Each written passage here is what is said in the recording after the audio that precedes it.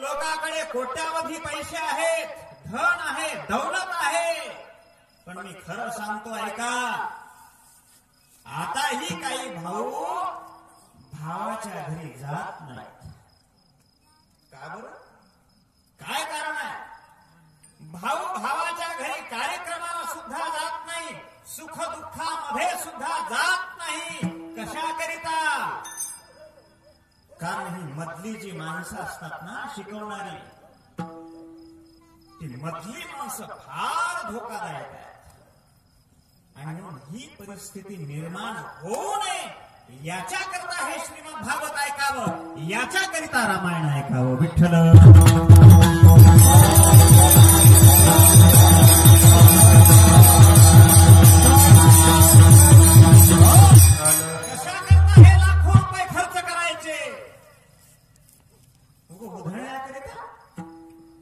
जास्त पैसे झाले म्हणून सप्ताह नाही, आपल्या विचारामध्ये बदल होण्याकरता हा नाम सप्ताह, आपल्या आचारामध्ये बदल होण्याकरता हा नाम सप्ताह, आपल्या संस्कृतीमध्ये प्रवेश होण्याकरता, वारकरी जीवन जगण्याकरता हा सप्ताह फार मोठा महत्वाचा आहे.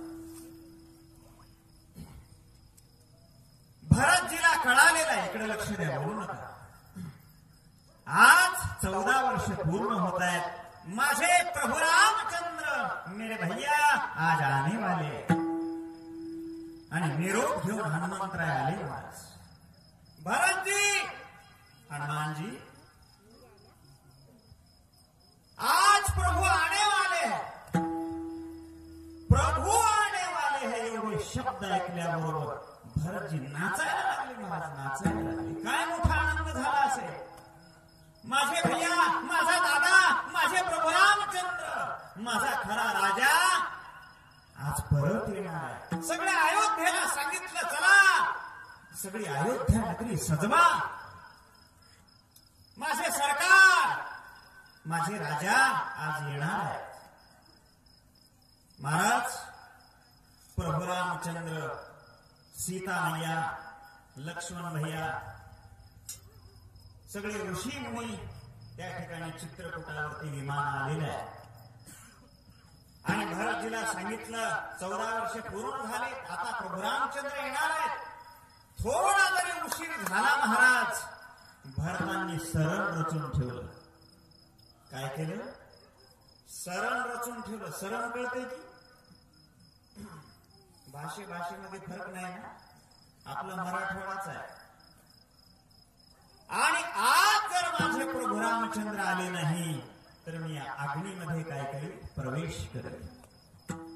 तेवढ्यामध्ये प्रभूंचं विमान उतरलं आणि स्वागत केलं महाराज अयोध्या नगरीमध्ये.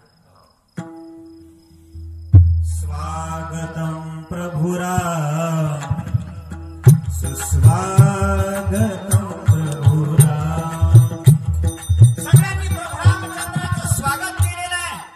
सगळी वानर सेना, हो, राम, लक्ष्मण, भरत, शत्रुघ्न, सर्व भाऊ त्या ठिकाणी मिळायला लागलेले आहेत. प्रभु रामचंद्रांनी मातेचं दर्शन घेतलं, ते म्हणजे कैकेयी मातेचं. पहा ना किती अलौकिक आहे. ज्या कैकेयीनं वनवासाला पाठवलं, माझ्या प्रभु रामचंद्रांनी त्या कैकेयी मातेचं अगोदर दर्शन घेतलं. का घेतलं असेल बरं? माते, मी किती भाग्यवान, तुझ्या सांगण्यामुळं मला या सगळ्या पृथ्वीचं भ्रमण करता आलं. तुझ्या सांगण्यामुळं मला वेगवेगळ्या ऋषीमुनींचं दर्शन झालं, ज्ञान प्राप्त झालं. माते, म्हणून तिचं दर्शन घेतलं. सगळ्या मातेचं दर्शन घेतलेला मोठा आनंद